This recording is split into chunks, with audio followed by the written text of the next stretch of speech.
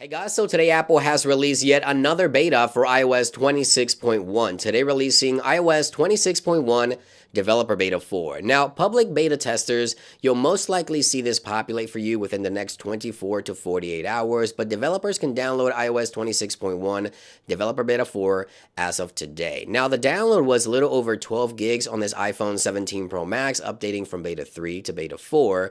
And I want to head on over into settings. I want to go into general and about, show you the latest build number for this one, because as you see right there, the build number has the letter A towards the end of that build number, which typically means that Apple will soon be releasing this software update to the general public here shortly. Now, iOS 26.1 Developer Beta 4 is available as of today, as I mentioned, but the RC, the release candidate, which is the one that we typically get before the official release, will most likely become available sometime next week. Now, we'll talk about the expected release date towards the end of the video, but I have to say, with this one, Apple has added a feature that most of you guys have been wanting ever since the announcement of liquid glass. Apple is definitely listening to their customers, and I have to say, I thought I'd never see Apple actually add this change where you can actually adjust liquid glass on your iPhone with the latest iOS 26.1 beta. So let's go ahead and dive right in. Now, aside from iOS 26.1 Developer Beta 4, Apple also released iPadOS, macOS, watchOS, tvOS, and visionOS 26.1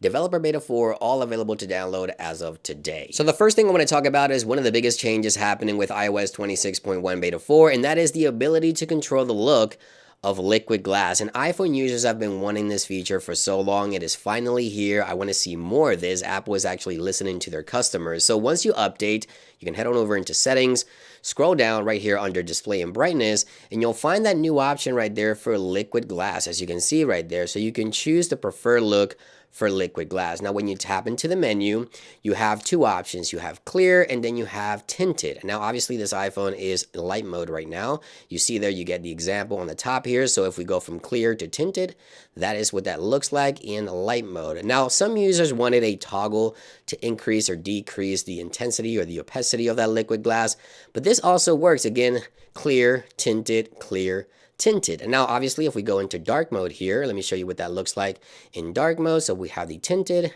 now clear, tinted, and clear. And this translates over to the menus, to the notifications and things like that. So finally, the ability to adjust the opacity of liquid glass. Now let me show you this notification on the lock screen. So we have the notification right there, it is. So if we go into the options here in settings and adjust that liquid glass, so let's go ahead and select tinted option. Take a look at the actual notification now. That's pretty cool. Now let me show you that under the light mode option. So you can really notice in light mode. So if we go into light, you see they're clear.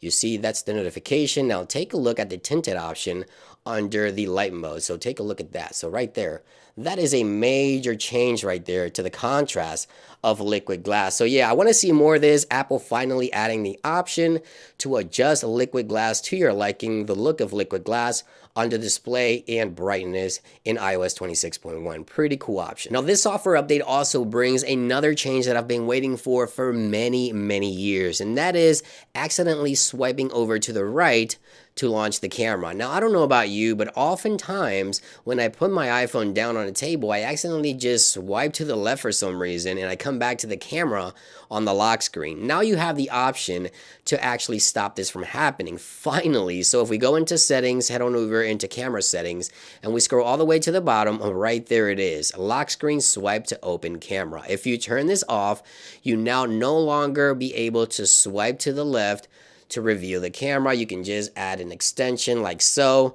and just launch the camera that way. Again, I don't know about you, but oftentimes I would accidentally swipe over to the left when placing my iPhone down, and when I come back, the camera would be launched or open on the lock screen. It was so annoying.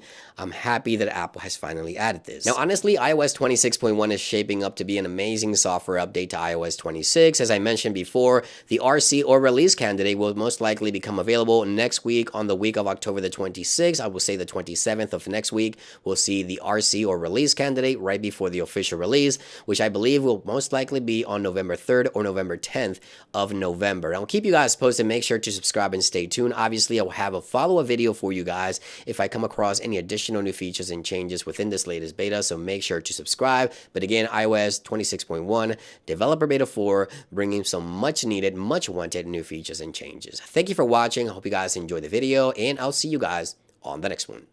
Peace.